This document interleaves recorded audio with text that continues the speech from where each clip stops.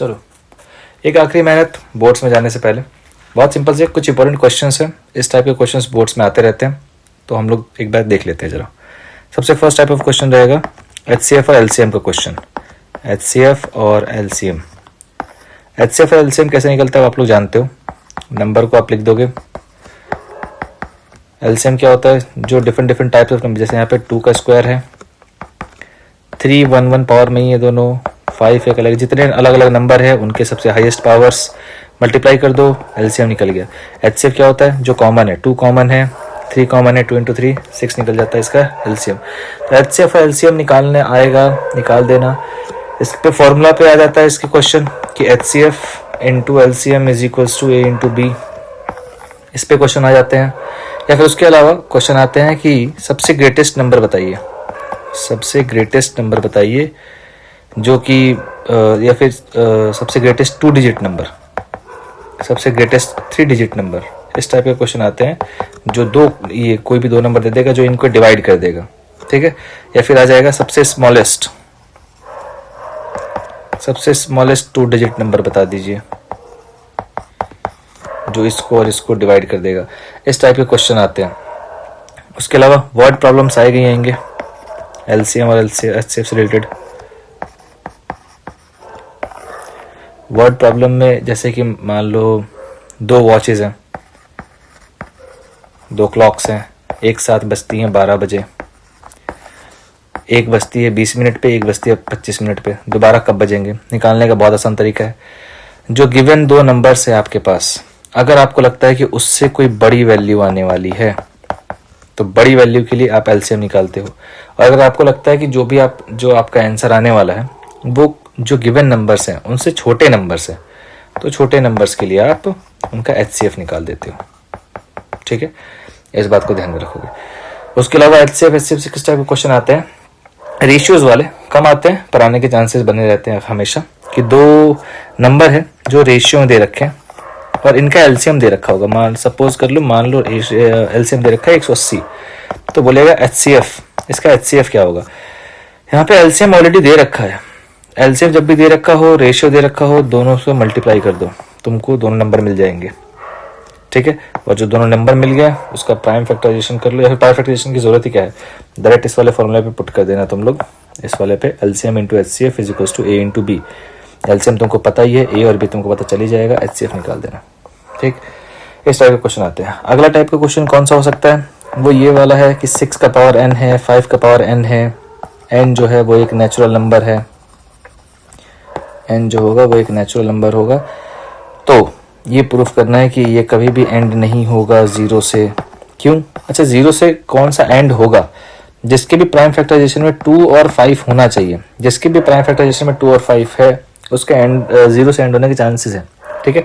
जिसके में prime factorisation 2 और 5 है ही नहीं, वो चांस ही नहीं है। जैसे कि फॉर एग्जांपल 6 का अगर हम प्राइम फैक्टर करते हैं तो 2 आता है, 3 आता है, 5 आता ही नहीं है। अब 6 का अगर n कोई नेचुरल नंबर है तो आप कुछ भी रख लो, 6 का पावर 2 रख लो, ठीक है, 36 हो जाएगा। 36 का भी अगर आप निकालोगे तो वो नहीं आएगा। अगर हम इसका निकालेंगे तो 2 और 3 ही आ जाएगा, 5 आएगा ही नहीं। 2 और 5 आना जरूरी है। जिसके भी प्राइम फैक्टराइजेशन में यहाँ पे 2 और 5 दोनों आएगा, वही 0 से एंड हो सकता है, ठीक है। तो प्रूफ करने को बोलेगा तो 2 या 3 हम लोग करके दिखा देंगे, n का पावर 2 n का पावर 3 हम लिख देंगे एंड में कि भाई 2 इंटू 5 नहीं आ रहा है, जो कि जरूरी होता है 0 से एंड करने के लिए, तो भाई साहब ये नहीं होगा एंड, ठीक है। थर्ड टाइप ऑफ क्वेश्चन क्या आएंगे, इस टाइप के क्वेश्चन कंपोजिट नंबर प्रूफ करने वाले क्वेश्चन आएंगे, कि इसको कंपोजिट नंबर प्रूफ कर दो। इसमें करना क्या है, सबसे पहले तो 11 कॉमन, फिर उसके बाद हमें बस बेसिकली दिखा देना है कि ये नंबर किसी और नंबर के साथ मल्टीप्लाई हो रहा है। अगर 2 नंबर मल्टीप्लाई होकर के कोई एक आंसर लेकर के आ रहे हैं, मतलब ऑब्वियस सी बात है इसके टेबल में ये इसके मतलब ये बेसिकली एक दूसरे के फैक्टर्स हो गया। तो अगर फैक्टर्स हैं तो प्राइम नंबर कैसे, क्योंकि प्राइम नंबर क्या हो गया, प्राइम नंबर वो नंबर हो गए जिनका या तो 1 फैक्टर है या फिर वो खुद ही अपने फैक्टर है, उसके अलावा कोई भी तीसरा फैक्टर नहीं होना चाहिए। तो अगर 11 के टेबल को मैं जितनी भी बार पढ़ रहा हूँ, ये पढ़ने के बाद मुझे ये नंबर मिल रहा है, मतलब ऑब्वियस सी बात है 11 इसका फैक्टर है, तो फिर तो ये प्राइम नंबर हो ही नहीं सकता। तो ये प्राइम नंबर नहीं है, तो कंपोजिट नंबर है, क्योंकि कंपोजिट नंबर वो होते हैं जिनके 2 से ज्यादा फैक्टर्स होते हैं, तो 2 से ज़्यादा फैक्टर मिल जाएगा हमें, तो हम कंपोजिट नंबर्स को प्रूफ कर देंगे। ठीक, उसके अलावा कौन सा चांस है आने का, ये तो आप लोग जानते होंगे। √3 को प्रूफ कर दो, √5 को प्रूफ कर दो, सॉरी इरैशनल, उसके लिए हम मान लेते हैं कि ये रैशनल नंबर्स हैं। रैशनल नंबर है तो p/q के फॉर्म में होगा ही, p और q इंटीजर्स होंगे और p और q को प्राइम नंबर्स होंगे। ये सब हम ब्रैकेट में लिख देंगे, स्क्वायरिंग बोथ साइड्स करके p²/q², 3q² = p²। यहाँ पे हमें दिख रहा है कि 3 is a factor of p², it means 3 will also be a factor of p। ठीक है, तो हमें दिख जाएगा कि सर 3 जो है p का फैक्टर है। उसके बाद हम क्या करेंगे, p को मान लेंगे 3 के, 3c जो भी ठीक लगता है मान लेना। देन यहाँ पर p का स्क्वायर हो रहा है तो इसका भी स्क्वायर हो जाएगा, 3q² = 3k², 3q² = 9k²। यहाँ पे मालूम चलेगा हमें कि सर 3 भी जो है वो q² का फैक्टर है, इट मीन्स q का फैक्टर 3 भी है। अब हमने स्टार्टिंग में एक कॉन्ट्रडिक्शन माना था कि ये एक रैशनल नंबर है p/q और जिसमें p और q को प्राइम है। 3 जो है वो p का भी फैक्टर है, 3 जो है वो q का भी फैक्टर है, इट मीन्स p/q एक को प्राइम नंबर नहीं हो रहे। देयरफॉर हमारा कॉन्ट्रडिक्शन जो है, हमारा अजम्पशन जो है वो गलत था पूरी तरीके से, और √3 या फिर √5 जो भी दे रखा होगा आपको वो इरैशनल हो जाएगा, वो रैशनल नहीं होगा। ठीक है, इस टाइप के क्वेश्चन आप कर दोगे। √3 - √5 को बोल देगा प्रूफ करने के लिए, तो किसी दोनों में से किसी एक को तुम इरैशनल प्रूफ कर देना, और इस इरैशनल के साथ कोई भी अगर रहता है प्लस या माइनस में तो वो इरैशनल ही होता है। ठीक है, 3 - √5 इस टाइप के क्वेश्चन आएंगे प्रूफ करने के लिए। ठीक, 7 + 2 √5 इस टाइप के क्वेश्चन आएंगे प्रूफ करने के लिए, वो सब आप लोग कर लेना। ठीक है, उसके बाद एपी से जो लग रहा है generally sum of n numbers तो आते हैं, इस बार फ्रॉम बैक भी आ सकता है। कोई एपी है, मान लो 2 4 6 8 10 ... 120 तक है, वो कहेगा इसके सम ऑफ n नंबर्स निकाल दो, n नंबर्स नहीं, कहेगा इसके सम ऑफ 10 नंबर्स निकाल दो, लेकिन फ्रॉम बैक। तो देखो फ्रॉम फ्रंट तो आप लोग को ऐसे याद होगा कि Sn = n/2 a + an या फिर a + an, या फिर अगर मैं इसी को थोड़ा सा ब्रॉड कर दे तो वो हो जाएगा 2a n - 1d। ठीक है, ये इस तरीके से निकाल सकते हो, पर फ्रॉम बैक का क्या करेंगे, तो एपी उल्टा लिख लेना यार। देखो गैप 2 का है, 2 यहाँ पे बढ़ रहा है, उल्टा लिखेंगे 2 घटते जाएगा, 120 118 116 ... बस यहाँ पे सेम चीज इस पे पुट कर लेना, तुम्हारा S10 निकल जाएगा फ्रॉम बैक। ठीक, हाँ, और ये चीज कहीं क्वेश्चन में पूछा हो nth टर्म निकाल दें, लास्ट टर्म निकाल दें, an निकाल दे, सब चीज वो सेम पूछ रहा है। जो वैल्यूज लिखी होती हैं एपी में वो आपके a हैं, तो अगर आपसे an निकालने को बोल रहा है मतलब वो वैल्यू निकालना है आपको, वो वैल्यू किस प्लेस पर है वो उसका n है। ठीक है, जैसे ये फर्स्ट प्लेस हो गया, सेकंड प्लेस हो गया, थर्ड प्लेस हो गया, फोर्थ प्लेस हो गया। ठीक है, फोर्थ प्लेस, तो n जो है वो पोजीशन बताता है, an जो है उस पोजीशन पे क्या वैल्यू है वो बताता है। ठीक है, फॉर्मूला बिल्कुल याद करके ही जाएंगे, फॉर्मूला भूलने वाला कोई सिस्टम रखना मत, क्योंकि अगर वहां भी फॉर्मूला भूल रहे हो फिर उसके बाद बोतल वाले पानी में डूब मरना। ठीक, तो अलग अलग टाइप के क्वेश्चंस है, क्वेश्चंस को आप करते रहेंगे और उसके अकॉर्डिंग आगे देखेंगे। चलो अगला टाइप का क्वेश्चन जो आ सकता है वो जैसे ज्योमेट्री में, अब जरा बात कर लेते हैं हम लोग ज्योमेट्री। अब देखो ज्योमेट्री के साथ सीन क्या है, ये तो आना ही है, distance formula, mid point formula, इन पे क्वेश्चन तो आने ही आने हैं। रेशियो वाले, m और n वाले, रेशियो नहीं दे रखा होता तो हमें k/1 मानना होता है। ठीक है, x एब्सीसा होता है, इस बात का ध्यान रखेंगे, y को ऑर्डिनेट बोलते हैं। और जो सबसे इंपॉर्टेंट चीज है वो जरा देख लोगे, अगर क्वेश्चन में पूछता है कि डिस्टेंस की एक मान लो एक कोऑर्डिनेट है 2, -4, ये मान लेते हैं। ठीक है, इसके बारे में बोल दिया है कि डिस्टेंस फ्रॉम x कितना होगा। अगर डिस्टेंस फ्रॉम x पूछेगा तो y बताना, अगर डिस्टेंस फ्रॉम x पूछ रहा है तो y बताना। इसका y कितना है, -4, माइनस में सबसे पहली बार डिस्टेंस होता नहीं है तो इसका डिस्टेंस फ्रॉम y कितना होगा, 4। ठीक है, सॉरी डिस्टेंस फ्रॉम x कितना होगा 4। अगर पूछ दिया जाए कि डिस्टेंस फ्रॉम y कितना होगा तो डिस्टेंस फ्रॉम y हो जाएगा 2। डिस्टेंस फ्रॉम x पूछे तो y बताना है, डिस्टेंस फ्रॉम y पूछे तो x बताना है, ये वाला क्वेश्चन। या फिर एक और चीज, अगर तुमसे पूछता है कि कोई एक पॉइंट है जो कि x एक्सिस पर है, अगर वो x एक्सिस पर है मतलब उसका y 0 होगा, ठीक। अगर कोई कोऑर्डिनेट जो कि y एक्सिस पर है, अगर वो y एक्सिस पर है यानी कि उसका x 0 होगा, ठीक है, सॉरी। उसके अलावा एक और टाइप के क्वेश्चन आने के चांसेस है। बोलता क्या है कि दो टेंजेंट्स जो है वो पैरेलल हैं। टेंजेंट्स पैरेलल तभी होते हैं जब वो सर्कल के एकदम एंड में हो, ठीक है। उनका कोऑर्डिनेट्स दे देगा आपको और बोलेगा उनके बीच का डिस्टेंस बता दो। डिस्टेंस क्या होगा, डायमीटर होगा, ठीक है। तो आप बेसिकली डिस्टेंस फॉर्मूला लगा दोगे और डायमीटर अगर गिवन होगा तो आप डायमीटर डायरेक्ट आंसर लिख दोगे।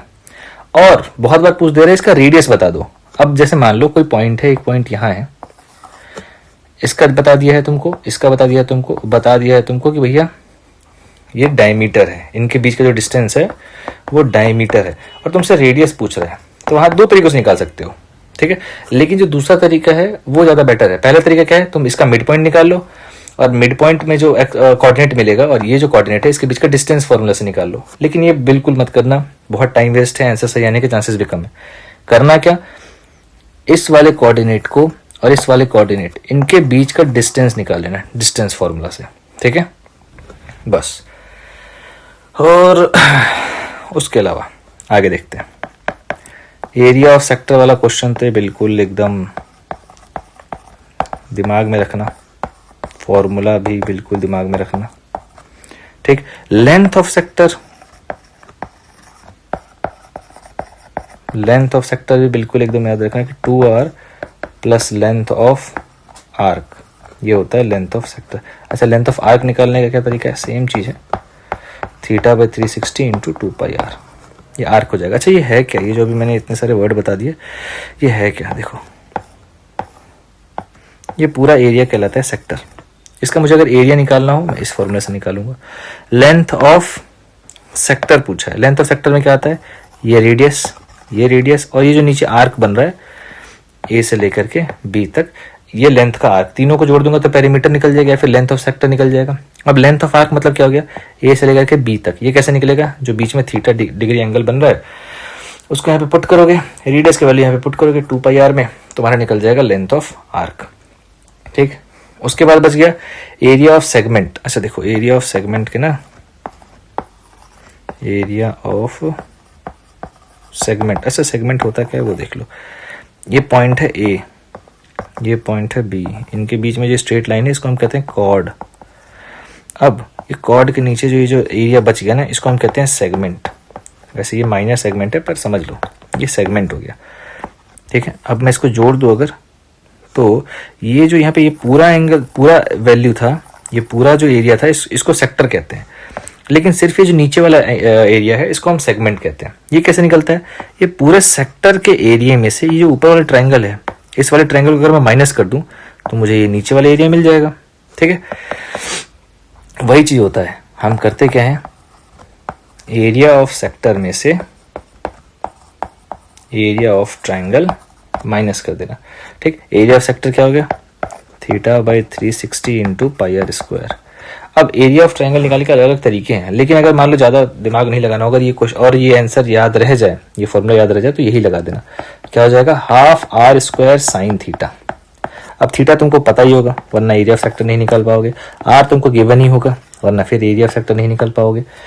तो आर और साइन थीटा, अब तुम टिग्नो पढ़ चुके हो तो तुम्हें मालूम है, अगर साइन यहाँ पे 45 दे रखा है, साइन 60 दे रखा है, तो उसकी वैल्यू क्या होती है, तो उसकी वैल्यू यहाँ पुट कर देना, ठीक है, डायरेक्ट तुम्हारे एरिया ऑफ सेगमेंट निकल जाएगा। चलो, उसके अलावा क्या टाइप के क्वेश्चन आ सकते हैं, ये बहुत इस बार आ सकता है। जैसे एक सिलेंडर के ऊपर हेमिस्फीयर रखा हुआ है, एक हेमिस्फीयर के ऊपर कोन रखा हुआ है। जब भी हेमिस्फीयर की बात आए ना और हाइट की जब भी बात आए तो ये बात याद रखना कि इसका जो रेडियस होता है वही इसका हाइट होता है, ये बात पता ही है, ठीक है। इस बात का बिल्कुल ध्यान रखते हुए जाना। स्लैंट हाइट निकालने का तरीका आता ही है, स्लैंट हाइट हो जाता है √अंडर हाइट का स्क्वायर प्लस रेडियस का स्क्वायर। ये हाइट है यहाँ पे और ये रेडियस है। इस बात को ध्यान में रखते हुए ही बोर्ड्स में जाना है, वरना रहने देना, फिर बोर्ड से वापस आ जाना, ठीक। उसके अलावा मान लो ये सर्कल है, एक टेंजेंट ऐसे आ रहा है, एक टेंजेंट ऐसे आ रहा है, ये टेंजेंट यहाँ जा रहा है, ये टेंजेंट यहाँ जा रहा है, इस टाइप से स्ट्रक्चर बनेगा। एक टेंजेंट मैंने कम बना दिया, मतलब बेसिकली मतलब क्या होगा, ये ऐसे रहेगा, ये ऐसे रहेगा,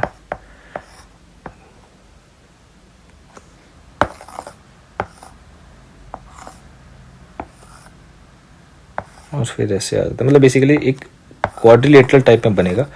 उसमें तुमको अलग अलग चीज़ें प्रूफ करने के लिए दे देगा, अलग अलग एंगल्स प्रूफ करने के लिए दे देगा, ठीक है। तो उस बात का ध्यान रखते हुए ही सॉल्व करना। अब आगे चलते हैं। इसमें अच्छा, इस टाइप के क्वेश्चन में क्या करना होता है, बहुत सिंपल सा होता है। इस टाइप के क्वेश्चन में ये इसके बराबर हो जाता है, ये इसके बराबर हो जाता है। इधर वाला मान लो अगर ये लाइन इधर से जा रहा है ऐसे, तो ये वाला इसके बराबर हो जाएगा, ये इसके बराबर हो जाएगा। इस तरीके से टेंजेंट्स आपस में बहुत ज़्यादा इक्वल होते हैं, तो इस बात को बिल्कुल ध्यान रखेंगे। सेंटर से टेंजेंट जो होता है वो 90 डिग्री बनाता है। इस टाइप के क्वेश्चन आते हैं, ठीक। नेक्स्ट टाइप ऑफ क्वेश्चंस में आते हैं। मीन मीडियन के सबसे ज़्यादा चांस लग रहे हैं इस बार।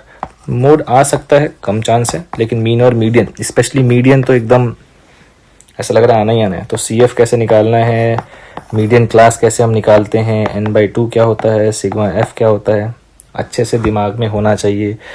मिसिंग फ्रीक्वेंसी अब आजकल बहुत इजी हो चुका है। मिसिंग फ्रीक्वेंसी को देख करके डरना नहीं है कि सर ये तो बहुत बड़ा नंबर आ रहे हैं, कैसे क्या होगा। सॉल्व करते जाना चुपचाप से, आंसर आ जाएगा, ठीक है। और एक और टाइप ऑफ क्वेश्चन आता है, बिलो 5, बिलो 10, बिलो 5। जैसे मान लो 5 बच्चे थे बिलो 5 नंबर वाले, टोटल 10 बच्चे थे बिलो 10 नंबर वाले। अब मुझे बात बताना, जो बिलो 10 है यानी कि जो 10 से कम नंबर लाए हैं, और ये बच्चे हैं जो 5 से कम नंबर लाए हैं। 5 बच्चे 5 से कम लाए हैं, 10 बच्चे 10 से कम लाए हैं। तो इतना समझाओ कि जो 10 से कम नंबर लाए हैं, ये जो 5 से कम लाए, ये इसमें ही आ गए ना, जो 10 से कम लाए हैं। तो 5 से 10 के बीच में कितने बच्चे लाए होंगे, 5 बच्चे लाए होंगे। क्यों, क्योंकि ये जो 5 बच्चे हैं ये 5 से भी कम लाए हैं, ठीक है। तो 5 और 10 के बीच में केवल और केवल 5 बच्चे ही हैं। तो ऐसे बिलो वाले, मोर देन वाले भी आते हैं कि अबव दिस, अबव दैट, इस टाइप के क्वेश्चन भी आएंगे। तो इस बात को ध्यान रखोगे।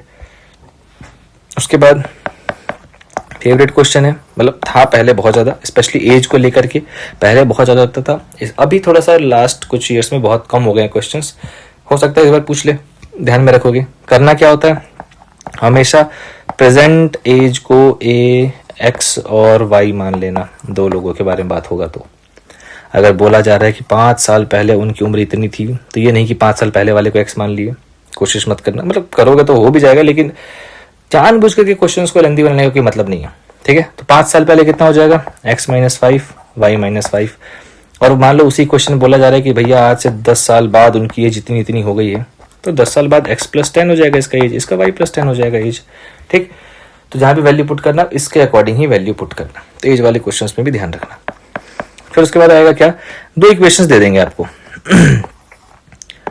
2 इक्वेशन दे देंगे, जैसे कि फॉर एग्जांपल मान लेते हैं 5x - 3y = 11 - 10x + 6y = 22। अब बोलेगा क्या, यहाँ से x की वैल्यू निकाल दो, y की वैल्यू निकाल दो।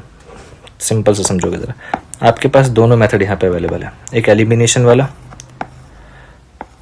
एक है एलिमिनेशन वाला, एंड दूसरा है सब्स्टिट्यूशन वाला।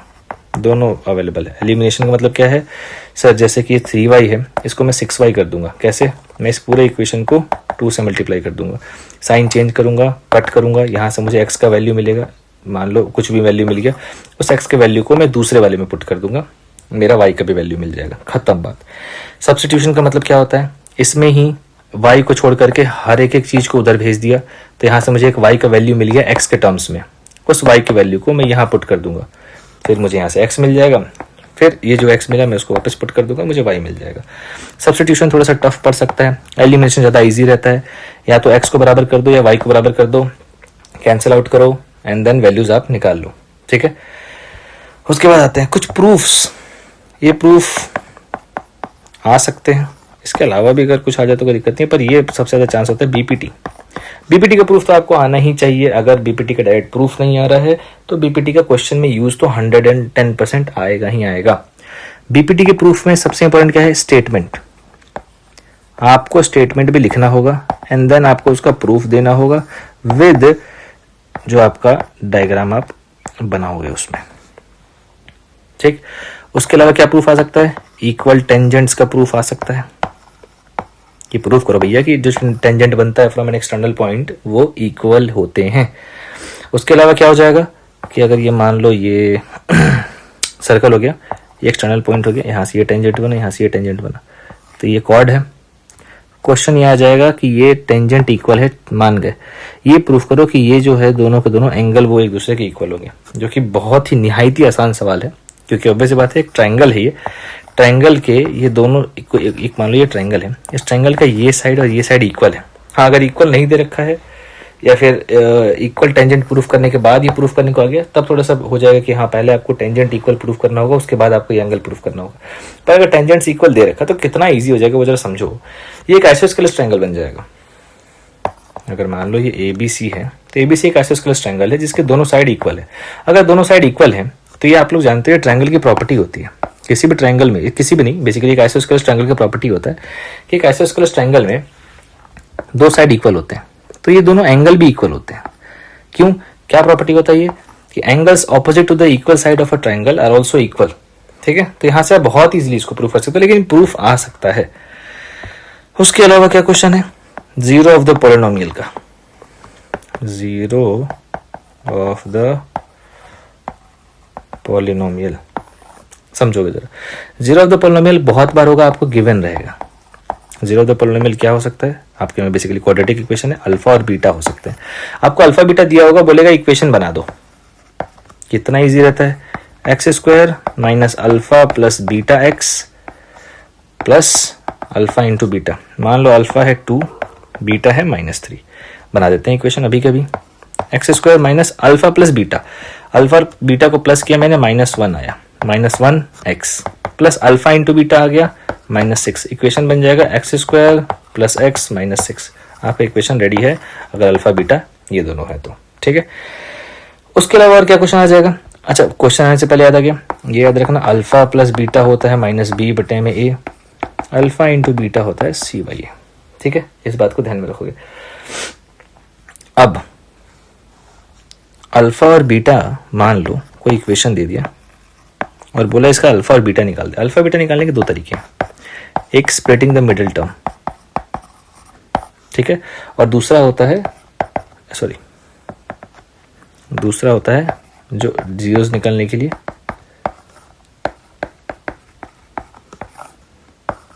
ये वाला। पहला जीरो इससे क्या होता है? पहला जीरो में प्लस रखते हैं, माइनस नहीं रखते हैं, दूसरे जीरो निकालते समय माइनस रखते हैं, प्लस नहीं रखते हैं, ठीक है। ये जो वैल्यू है ये अंदर, इसी को हम लोग डी कहते हैं, d = b² - 4ac। अब ये क्यों, इसका क्या वैल्यू आता है? ये आता है नेचर निकालने के लिए, नेचर ऑफ रूट्स। बहुत बार आपसे क्वेश्चन क्या आता है कि फाइंड द रूट्स, यानी कि अल्फा और बीटा फाइंड करो एंड इनका नेचर फाइंड करो। नेचर फाइंड करने के लिए आप डी निकालते हो, d = b² - 4ac। इसको सॉल्व करने के बाद अगर d जो है वो 0 के इक्वल आया है, मतलब आपके रूट्स जो है वो रियल है, मतलब बिल्कुल निकल सकते हैं, और दोनों के दोनों रूट जो है वो सेम है, ठीक है। अगर d का वैल्यू जो है वो 1 से बड़ा आया, जैसे कि 0 से बड़ा आया, 1 से बड़ा आया कह रहा हूं, अगर 0 से बड़ा आया है तो रूट्स आपके बिल्कुल सही है, रियल रूट्स है, लेकिन दो डिस्टेंट अलग अलग रूट्स है, दो डिस्टेंट रूट्स निकल गए, ठीक है। 0 के बराबर है आपके रूट्स पॉसिबल है, लेकिन दोनों के दोनों रूट सेम होंगे। 0 से बड़ा है, दो अलग अलग रूट्स निकल गए। लेकिन अगर आपका d जो है वो 0 से कम आ गया, इट मीन्स रूट्स पॉसिबल है नहीं है, नो रियल रूट्स। ये नेचर होता है हमारे रूट्स का। तो इस पे भी क्वेश्चन आ सकते हैं आपको इस बार, ठीक। जनरल फॉर्मूला क्या होता है क्वाड्रेटिक इक्वेशन का? क्वाड्रेटिक इक्वेशन का जनरल फॉर्मूला क्या होता है? It is ax² + bx + c = 0। और एक कंडीशन रहता है क्या? a can not be 0। ये बहुत लोग मिस कर देते हैं, नहीं, ये मिस नहीं करना। b 0 हो सकता है, c 0 हो सकता है, कोई दिक्कत नहीं है, a कैन नॉट बी 0। इस बात का ध्यान रखेंगे, ठीक है। चलो अब अगला आगे देखते हैं, आगे क्या आने वाला है। आगे और आ सकता है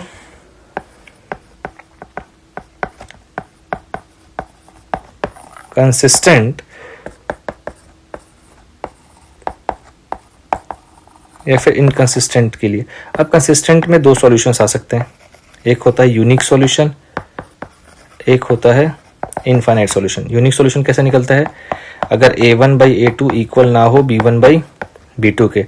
इनफाइनाइट मैनी सॉल्यूशंस कैसे निकलता है, a1/a2 इक्वल हो b1/b2 के और वो भी इक्वल हो जाए c1/c2 के। इनकंसिस्टेंट में नो सॉल्यूशन निकलता है, कोई भी सॉल्यूशन आपका नहीं निकलेगा। कब होगा ऐसा, अगर a1/a2 इक्वल हो b1/b2 के लेकिन ये इक्वल ना हो c1/c2 के। अब ये a1 a2 क्या है, ये अगर एक आपके पास इक्वेशन है जिसमें दो वेरिएबल्स है a1x plus b1y plus c1 is equal to 0 और दूसरा इक्वेशन है a2x plus b2y plus c2 is equal to 0। ध्यान क्या रखना है, a b और c तीनों एक साइड होने चाहिए। मतलब अगर बहुत बार तुमको दे रखा है कि 4x plus 3y is equal to 4, तो 4 पुट मत कर देना c की जगह पे, पहले 4 को इधर लेकर के आना, 4x plus 3y minus 4 is equal to 0, तब यहाँ पर पुट करना साइन के साथ। साइन बहुत ज़्यादा ज़रूरी होता है। उसके बाद बस खत्म होने वाला है। उसके बाद क्या है, ये इस टाइप के क्वेश्चन बहुत ज़्यादा ज़रूरी है।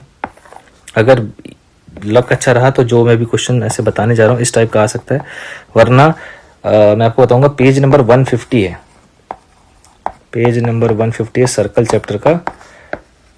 एग्जाम्पल नंबर 2 है और एग्जाम्पल नंबर 3 है। बहुत ही मस्ट है, अगर स्टैंडर्ड है तो कुछ ज़्यादा ही मस्ट है।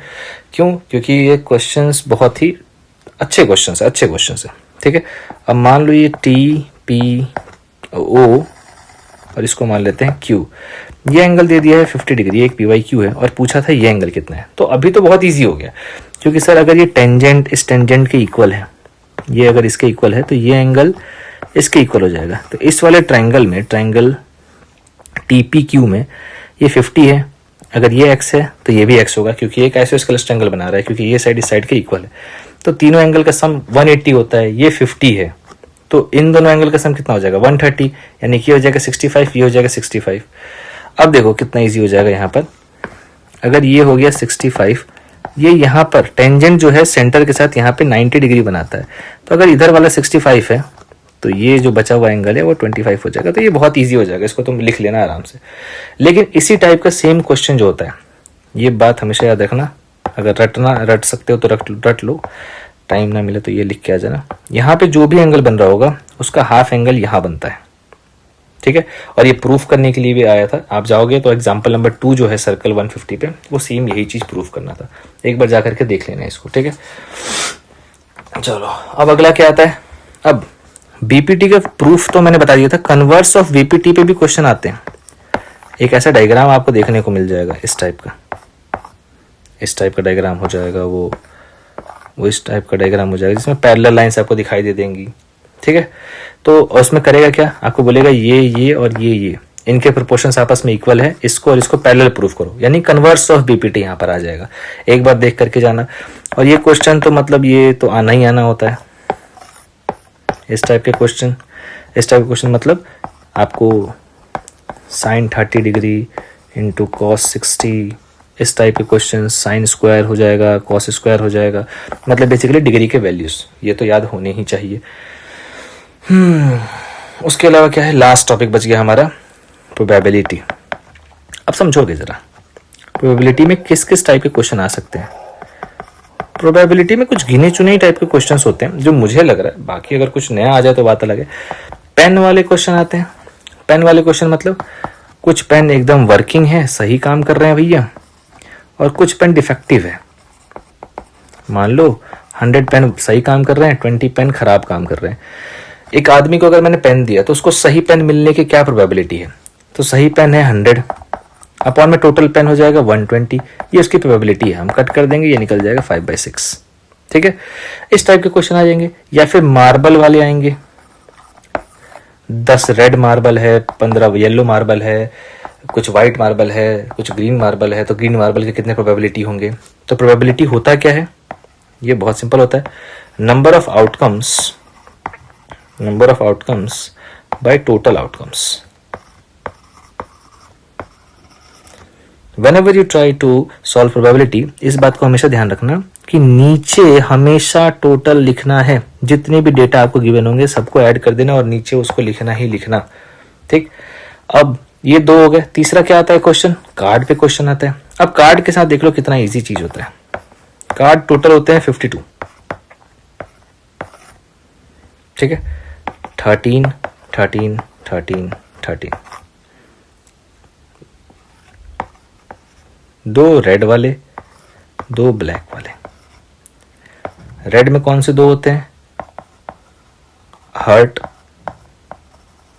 ठीक है। उसके अलावा डायमंड। ब्लैक में कौन से 2 ब्लैक होते हैं, एक होता है क्लब और उसके अलावा होता है स्पेड।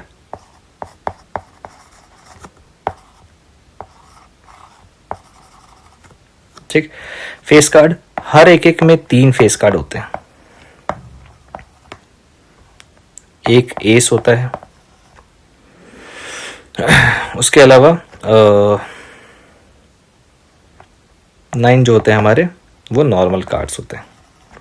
अब आपसे क्या पूछा, अगर मान लो पूछता है तुमसे कि what is the probability of getting a face card, a red face card, मान लो आता है रेड फेस कार्ड, तो रेड फेस कार्ड कितने होंगे, देखो 2 रेड वाले हैं, 3 फेस कार्ड इसमें है, 3 फेस कार्ड इसमें हो जाएंगे, टोटल 6 फेस कार्ड है। तो ये हमारे नंबर ऑफ आउटकम्स निकल गया। भाई टोटल आउटकम्स कितने हैं सर, टोटल कार्ड से 52, इसको कट करो कितना हो जाएगा 3/26, फर्दर कट होगा नहीं, अब नहीं होगा, ये निकल गया आपका प्रोबेबिलिटी। इस तरीके से सॉल्व करना। तो कार्ड वाले क्वेश्चंस भी आ सकते हैं। कार्ड वाले के अलावा डाइस वाला क्वेश्चन आता है। अच्छा, डाइस और कॉइन ये दोनों सेम है, जितने भी डाइस उछालोगे उसका स्क्वायर कर देना। जैसे कि फॉर एग्जांपल एक बार अगर डाइस उछालूं तो मुझे कितनी चीजें मिलने की चांसेस है सर, 6 चीजें मिलने के चांसेस है, ठीक है। एक बार उछाला 6 चीजें मिलेंगी, जो कि 6 का पावर 1। 2 डाइस को अगर मैं उछालूंगा तो मुझे 6 का पावर 2 यानी कि 36 आउटकम्स मिलेंगे टोटल। 3 डाइस अगर मैं उछालूंगा यानी 6 का पावर 3 यानी कि 216 आउटकम्स मिलेंगे मुझे टोटल। इस बात का ध्यान रखेंगे। कॉइन के साथ भी सेम है, अगर मैं एक बार उछालूंगा 2 चीज आएंगे सर, हेड और टेल, जो कि 2 का स्क्वायर है, 2 का पावर 1 हो जाएगा। 2 कॉइन्स में उछालूंगा तो 4 निकलेंगे मेरे चांसेस, जो कि 2 का स्क्वायर है। अगर मैं 3 सिक्के उछाल रहा हूं तो 2 का क्यूब यानी कि 8 प्रोबेबिलिटी मेरी मिलेगी। तो बस स्क्वायर मतलब पावर इंक्रीज करते जाना है, ठीक। ये थे अप्रोक्सीमेट क्वेश्चंस जो कि मुझे लगते हैं आने के बहुत ज्यादा चांसेस हैं। इन सब क्वेश्चंस को आप एक बार रिवाइज करोगे और ध्यान दोगे इस बात पे कि क्वेश्चंस जो भी आप कर रहे हो वो क्वेश्चंस आप अच्छे से सॉल्व करो, दिमाग में रखो, ठीक है। चलो, ऑल द वेरी बेस्ट, अच्छे से एग्जाम देना।